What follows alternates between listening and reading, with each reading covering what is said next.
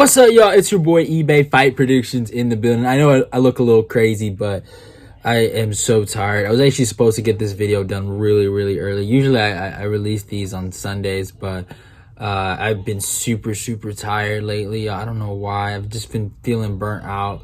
But yeah, it is what it is. I'm getting this video out. I did release the breakdown, so at least I gave you guys something to watch on Sunday. I guess I flipped it around this time. But yeah, normally we don't do it like that. But hey, it is what it is. We are here to do your UFC full card predictions for UFC Vegas 59, Santos versus Hill. Decent card. Obviously, they got the tough fights on here, so that's going to be interesting. I had to watch some tape on that, which fucking sucked. I didn't enjoy doing that. But hey, there's nothing you can do about it. But it's a decent card, decent fight night card. You got really two good fights here and some fighters to check out. So, but yeah, man, let's talk about the current jerker other night. Bueno Silva versus Stephanie Egger. I like this fight a lot. Both girls match up well. Primarily decent grapplers. And yeah, they have some decent striking, but I was impressed with Stephanie Egger, man. I really was against Jessica Rose Clark. Bueno Silva's always been, I mean, it's weird, like she's good and she's not, man. Like she went to, obviously she lost to Manafort, but she gave a good account for herself. Then she went to a draw with De La Rosa. She beat Mario Barella, but that's like, I know that girl I think has a win over Santos, but that's whatever. And then yeah, she lost to Marina Morozo, so it's like she's not a bad fighter. I would say she's actually kind of decent. But I'm rocking with Stephanie Egger here. I just have a weird feeling she gets the W here, and I'm rocking with her by decision over Silva. I just think the grappling will cancel out, or the grappling could cancel out, and it just could be like a dominant. My bad, y'all. Sorry, excuse me. But it could be a situation where Egger has her against the cage and just kind of dominates, dirty box her up a little bit. And yeah. Next fight, Corey McKenna versus Granger, Miranda Granger. Yeah, that's her name. Yeah, I'm rocking with Corey McKenna. I know she lost her last fight, but she lost because of like ignorance and inexperience. Granger's always never been that good to me. I thought maybe she had a chance against, who was her last opponent? Ashley Yoder. I actually picked against Yoder that day, which I hate doing sometimes. But McKenna, I think she has the better boxing. I'm pretty sure. She hasn't really shown it, but when she hits the pads, she look all right. I know the pads don't mean anything, but still. Her wrestling's really good. That's probably one of her best attributes of her game. I just think the wrestling advantage over Miranda is just going to be big, and I think she wins this fight. She could get a finisher. You could see a submission victory for McKenna, but I'm going to take, obviously, you already know, a lot of female fights, they go to decision, so I'm going to play it safe and just pick Corey McKenna by decision. But yeah, next fight, Jason Witt versus Josh Quinlan. This one's hard. I've really been off and on this one. The Maverick Josh Quinlan, his knockout power is legit. He's not the greatest striker in the world, but he does have legit knockout power. Jason Witt, really good wrestler. And I mean, he went to war with Bryan Barberena, and that win has aged well for him. But obviously he has chin issues. He got knocked out in his last fight, I'm pretty sure, against Philip Rowe. I could really see Jason Witt getting the victory here, but there's just a part of me that just feels like Josh Quinlan is just going to catch him. He's super stiff, but he actually does have a background. Not a background. He has a brown belt in Brazilian Jiu-Jitsu, so maybe he can hold his own there. He can defend some takedowns, but you never know. That sometimes they give belts to everybody, but you never know. But I think Josh Quinlan, even though he's 5-0, it'd be insane for him to just go out there and knock out Jason Witt. I think he does it, man. Jason Witt's chin kind of sucks. It is weird that he is the favorite going into this, which is nuts to me. But I'm going to rock with Josh Quinlan. He's younger. He has the knockout power, and maybe he can hold his own in the grappling. But there is a burning sensation to rock with Jason Witt right here, the Vanilla Gorilla. But, oh, my God. Like, I'm telling you, one takedown. I swear, it changes the whole entire fight. But, yeah, I'm rocking with Josh Quinlan. by first round KO. Next fight, Takashi Sato versus Bryan Battle. I like Takashi Sato.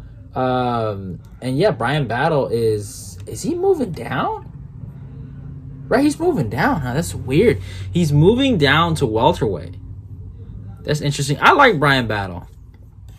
Even though he's not really that good. I like him.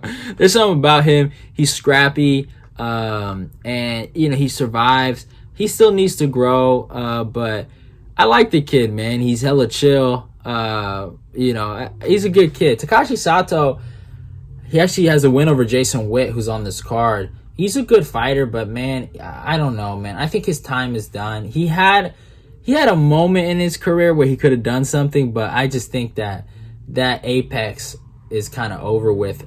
He can get wins, but I don't know. The Baeza fight will always remind me of his level, and it's just not top. Bryan Battle isn't anything special. Don't get it twisted, but he's scrappy. He knows how to survive, and he just wins fights. Like, he always finds a way to win, and you got to give it to him. So I'm rocking with Bryan Battle by decision here. I could actually see him getting some takedowns, getting some control time over Sato. Be a good scrap. Next fight, Terrance McKinney versus Erick Gonzalez. So I've been debating. Obviously, I think McKinney kills Gonzalez, but I don't know how.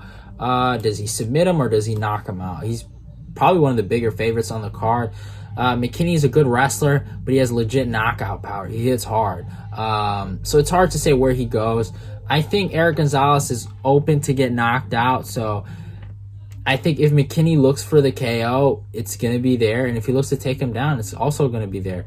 I think this is going to be a good scrap for McKinney. This is a good bounce back fight after the Drew Dober loss, which was a phenomenal fight as long as it lasted. But yeah, man, McKinney, he's really good. He has a lot of potential. So I'm going to be rocking with McKinney by first round KO. I could see the sub or even ground and pound, honestly, but that would be kind of like TKO or whatever. But yeah, I'm rocking with McKinney by first round KO over Erick Gonzalez. He should beat him. He's just faster. No disrespect to Gonzalez, but I mean, he got knocked out by Jim Miller, so there's levels.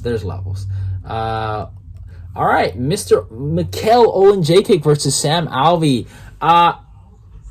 I'm not saying Oleksiejczuk is any dark horse, but I like this kid, and I am so happy that he has finally decided to move down to 185. This is his true weight class, and honestly, I'm gonna be like Michael Bisping. My hot take: by the end of the year, Mikhail Oleksiejczuk will be the champion. Nah, I'm just playing. I think Mikhail will get ranked. That is my prediction. He could drain himself, and Sam Alvey, he has that right hand. He's always like this. He's like this, right? And he always looking for that right hand, right?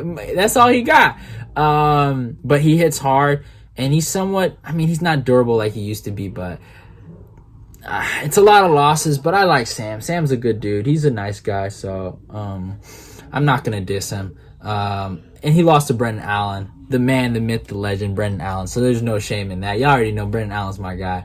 So, yeah, I'm going to take it Mikhail Oleksiejczuk by second round KO. And Oleksiejczuk, man, you look at some of his losses, the loss to, OSP, that was so stupid. He was killing OSP. And then he got fucking Von Flue choked out of nowhere. So, he got steamrolled, against, what's his face? What's the guy's name? Jimmy Crute. And then he got completely... I thought he lost the Medeskis-Bukowskis fight. I thought he lost. It was close, but I thought he lost that. That's one. And then, Dustin Jacoby kind of taught him how to strike. Or Jacoby, my bad. But I've always thought he's small. He's just too small for the weight class. He's just not a big light heavyweight. So I'm happy he's finally going down to middleweight, and I think he'll find a home here. This is his legit weight class. I could be wrong, and Sam Alvey ends him. But yeah, Oleksiejczuk by second round KO. Irene Lipski versus Priscilla Cachoeira. Oh man, Cachoeira. A lot of people felt like she lost her last fight against Kim, and Kim just lost her last fight just recently. I like Irene. She gets hit a lot. That's one thing I don't like about her. This is gonna be a tough fight. It's a 50-50 fight because Cachoeira hits hard, and she stands in the middle, but she does get hit a lot. She takes a lot of damage to give damage. I'm a rock with Irene Lipski. I don't understand how she trains at American Top Team and doesn't know how to wrestle. So that was very irritating when I first seen her fight. It was against Antonina Shevchenko, and then she got completely wrecked against Montana Del Rosa. But if Irene, if she can fix up some of the holes, get better in certain areas, I think she should win this fight. Let's not forget she was a prospect. I think 2 years ago or last year. So yeah, I'm gonna take Lipski by decision. Next fight, Augusto Sakai versus Sergey Spivak. You already know how I feel about Sakai. not a lot of nice things to think about when it comes to Mr. Sakai, but I'm rocking with Sergey Spivak, man. I think Sakai, he had his time. He had his fight night main events. I know 3 fights in a row might be a stretch. And I know Sakai does have a win over Tybura, who I also beat Spivak. But, and I would say Sakai has good takedown defense. I'll give him that. He does. But I honestly feel like Spivak, he's the younger guy. He hits hard. He's faster than Sakai. Sakai's always been slow, in my opinion. I thought he lost the Andre Arlovski fight. And I always thought he just was, not good. And, he had his moments against Overeem, but Overeem broke his ribs. So, short story there. Against, who was it? It was the third one. Against Rosenstrike. Rosenstrike took him out. Wow, he's on a 3-fight losing streak. Dude, I forgot. So, this would make it 4 if Spivak won. I did not know that. And then Tuivasa made it look easy. You know what I'm saying? At some point, it's like, I don't know, man. He could get the win, but I think whatever prime he had or whatever, momentum he had, it's all gone. And I think he's going to get cut eventually. So I'm rocking with Spivak by 3rd round ground and pound, actually. I think he gets it done. And yeah, man, I like Spivak, man. So I hope he does get it done. Next fight, Julian Miller versus Brogan Walker. Yeah, it's so tough. So some tough finale. Brogan, she's the better fighter overall. She's the better striker. The grappling might be, Julian might have a somewhat edge there, but I just think Brogan's the better fighter overall. I think she's going to outstrike Julian Miller.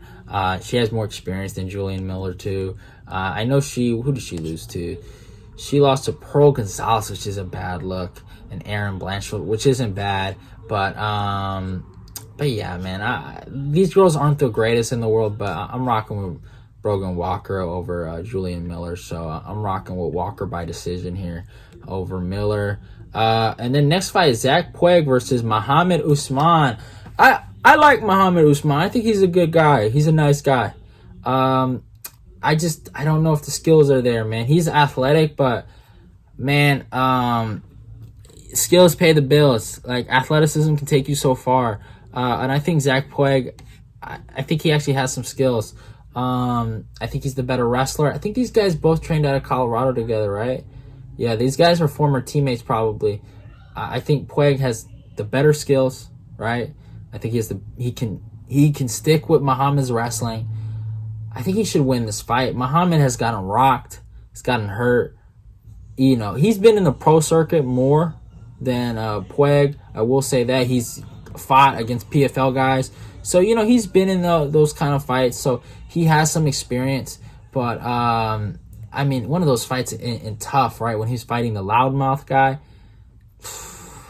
That was a bad fight, That loudmouth dude, that clown that he fought, I was happy he beat him. But still, he got rocked in that fight. That was just not a good look. But yeah, I'm going to take Zach Puig by decision here over Mohammed Usman. Hopefully Muhammad has a good performance and they keep him around, but Yeah, this is a good scrap. This is a good scrap to watch.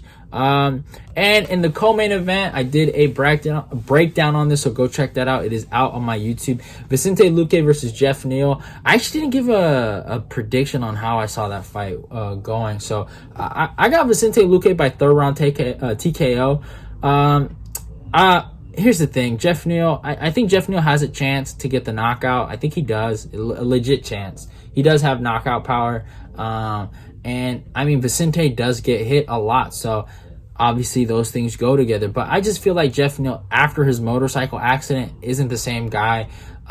Even though I still would have picked Neil Magny when they were originally booked before the motorcycle accident to beat him. But I'm being honest, the guy that fought Mike Perry, the guy that fought Mike Perry wasn't the same guy that fought Neil Magny. Now, he beat Ponzinibbio, which was crazy to me, which I never saw going that way. I was kind of shocked that happened. But yeah, it is what it is. He got the W that day. So I was like surprised by that. But he's still, I don't know. He doesn't seem like the same guy to me, man. Maybe Mike Perry isn't that guy, but yeah. Honestly, they should have made this fight when both these guys beat Mike Perry. That was when, you know, Prime versus Prime.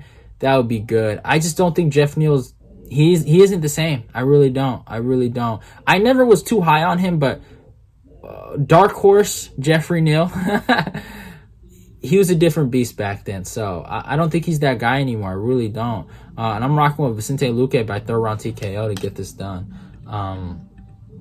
So yeah, it's gonna be a good fight though. It's gonna be a good scrap.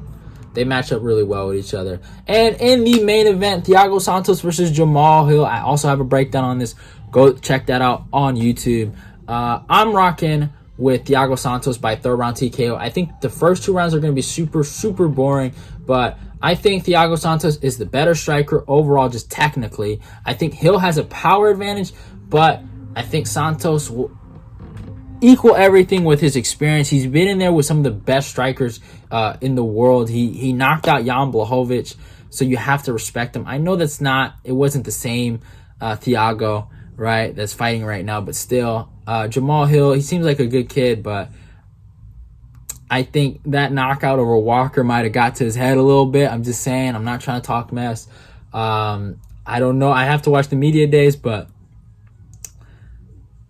I think he probably might be underestimating Santos.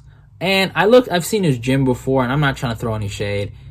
He ain't trading with the best guys in the world, so he's somewhat kind of like the top dog in his gym. So good for him there, but I think Thiago Santos gets the KO, and I think he ends the Jamahal Hill hype train, and he's going to be like, y'all must have forgot. So I can't wait for it. War Santos. But yeah, I hope you guys enjoyed the full card predictions. Don't forget to follow me on my Instagram and my Twitter. Like, comment, and share the video. Love y'all. And goodbye. Your boy eBay is out of here.